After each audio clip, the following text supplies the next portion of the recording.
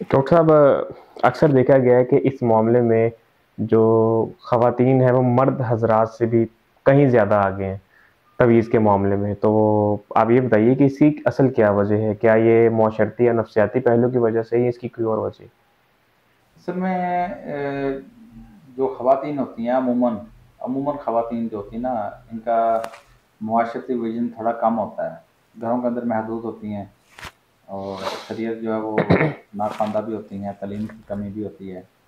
اور مرد جو ہوتے ہیں وہ پھر بھی باہر نکلتے ہیں، دیکھتے ہیں زمانے اور حالات کو، سمجھتے ہیں، پڑھتے لکھتے بھی ہیں، سارا کچھ ہوتا ہے۔ تو خواتین جو ہوتی ہیں وہ کم علمی کی وجہ سے ایسے لوگوں کے چنگل میں پھنس جاتی ہیں، ان کو بتایا جاتا ہے۔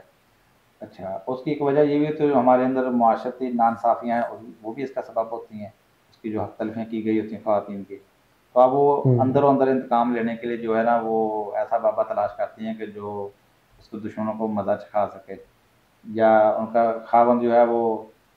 باہر معاشقے لڑا رہا ہے، تو اب اس کی کوشش ہوتی ہے کہ یہ میرا خاوند جو ہے نا وہ میرے ساتھ ہی وفا کرے، تو اس کے لیے وہ اس کو قابو کرنے کے لیے،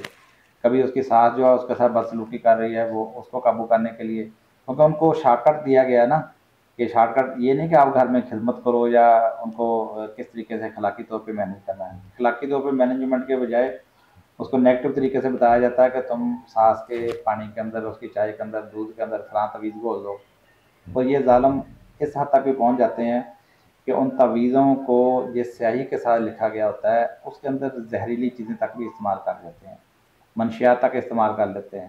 اب وہ کیا خواتین کیا کرتی ہیں کہ وہ جب تک بابا کا دیا ہوا تعویذ ساس کا وہ پلاتی ہے، ساس بیچاری نیند بے ہوش رہنا شروع ہو جاتی ہے، ساری زندگی کو سارا دن وہ نزگی میں کے اندر گزارتی ہے، وہ ذہنی ایکٹیویٹی اس کی جو متاثر ہونا شروع ہو جاتی ہے، وہ جو سانس ایکٹیو ہوتی ہے، نفع نقصان کو نظر رکھنے والی ہوتی ہے، اب وہ مدہوش پڑی ہے، اس کو بیچاری کو پتہ نہیں کہ گھر میں کیا ہو رہا ہے کیا نہیں ہو رہا، اور ادھر بہو جو ہے وہ خوش ہے اس بات کے اوپر جی بابے کا طویل کام کر رہا ہے۔ اب وہ سلو پائزننگ چل رہی ہوتی ہے، ایک دن آتا ہے کہ وہ سانس بیمار ہو کے جو ہے وہ بسترے مرگ پہ پہنچ جاتی ہے،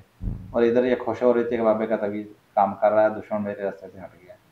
اس طرح ساس جو ہے وہ بہو کو قابو کرنے کے لیے یہ حرکتیں بات کام کرتی ہے، یعنی یہ ظالم لوگ جو ہیں یہ صرف ان نقوش کی حد تک محدود نہیں ہوتے، جب بھی یہ کہتے ہیں نا گھوڑ کے پلاؤ، تو عموماً اس کے اندر جو ہے وہ زہریلی چیزیں شامل کی گئی ہوتی ہیں، منشیات استعمال کی گئی ہوتی ہے، جس طریقے سے یہ لوگوں کو سلو پائزننگ کا شکار بھی کر دیتے ہیں۔ یعنی یہ صرف آپ کے ایمان کے دشمن نہیں ہوتے، بلکہ آپ کی دنیا کے بھی یہ دشمن ہیں، آپ کی مال کے بھی دشمن ہیں، آپ کی صحت کے بھی دشمن ہیں، خاندان کے بھی دشمن ہیں جو یہ کام کر رہے ہیں۔ تو خواتین ان کے چکر میں پھنس جاتی ہیں کیونکہ ان کا ذہنی وہ کیلیبر اتنا نہیں ہوتا ہے، نہ ان کی ویژن اتنا ہوتا ہے کہ یہ چل کیا رہا ہے۔ اچھا، وہ دوسری نمبر پہ یہ ہے کہ چونکہ ہمارے مرد چونکہ اس گمراہی کا شکار ہیں، وہ خود ان چیزوں کو پہ اعتقاد رکھتے ہیں، گھر میں باتیں بھی وہی ہوتی ہیں، لہٰذا خواتین جو ہوتی ہیں وہ اس ٹول کو استعمال کرنے کی کوشش کرتی ہیں۔ اصل معاملہ یہ ہے کہ پورا ماحول معاشرہ یہ ہے کہ سمجھانے والا کوئی نہیں ہے، اور اس کے نتیجے میں یہ جو طبقہ ہے یہ آپ کے گھر بار